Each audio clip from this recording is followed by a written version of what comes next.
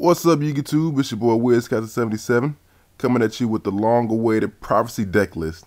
Now, I know I promised you this video a long time ago, guys, but trust me, old WizCast has been in the lab. He's been in meditation, trying to get the perfect combination of cards and, traps and spells and monsters to go off and be able to do something big. And I think you guys would be well surprised at what I came up with. First, let me just jump right into it. Me and the yu-nique Alliance, well, a few members of the yu-nique Alliance, everyone was there except for Lord Drago. He better be at the Atlanta Regional.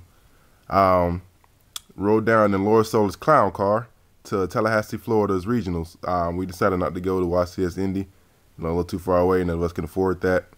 But anyway, we went to Tallahassee's regional, and there's about 200 people there. It was a lot more people than I thought it would be. It's kind of surprised.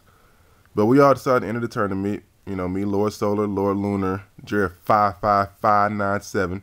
Yes, you have to say his whole name. And myself, WizCast, went down, entered the tournament, and lo and behold, guys, this deck was untested. It wasn't thrown together, but this version of the deck was not tested before I went down there. And I ended up topping. I ended up getting 19th place out of 200-man regional. Out of the top 24 made it, got invites, and WizCast finally got his invite, guys. So, I'm proud of that, and I'm very happy with the deck so far. Of course, there's going to probably be some changes coming. When Abyss Rising gets here, this deck is going to be completely insane.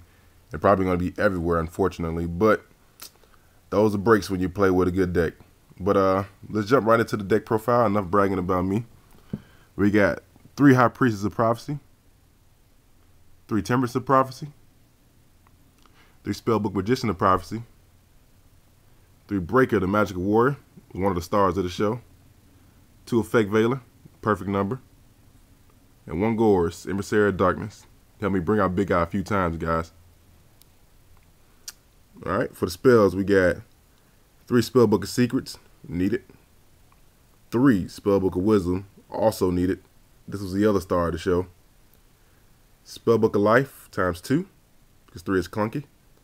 Spellbook of Power, ×2. This card is really good, guys. Pot of Duality. I almost said Spellbook of Duality. Dark Hole, Heavy Storm, and Monster Born, because they're all broken. Now onto the traps. We got 2 Solemn Warning, 2 Torrential Tribute, 2 Mirror Force. Yeah, one's gold, one's Battle Pack. Shut up. 2 Deep Prison, 1 Solemn Judgment, and 1 Compulsory Evacuation Device. Now, one thing you notice about my trap lineup is that I don't run Bottomless. I'm kind of falling out of favor with Bottomless for more cards like, Deep Prison and Compulse and Mirror Force, because it seems like the threat is always on the field when you draw that Bottomless. Now, cards like Solemn Warning, you kind of just need to run because they're too good, but Bottomless, I'm kind of replacing it with other cards, that I can chain or, that can be activated upon attack. Let's talk about these 3 Spellbook of Wisdoms. I've seen people say, I only run 2 or only 1 run because, it just seems like it doesn't do anything. Lies, because Spellbook of Wisdom really was the wrecking ball of this deck. I mean, you put a High Priestess out there, you put a Temperance of Prophecy out there, and, they attempt a Solemn Warning, or you play it, they attempt a Solemn Warning effect. She can't be Solemn Warning because, Spellbook of Wisdom said no traps. High Priestess protects the High Priestess from the dark holes, the mind controls that people were trying to play, the Soul Takers, oh my goodness, the Deep Prisons, the Compulses. Like, it really just saved my ass. Spellbook of Life ×2. I think I'm going to keep it at 2.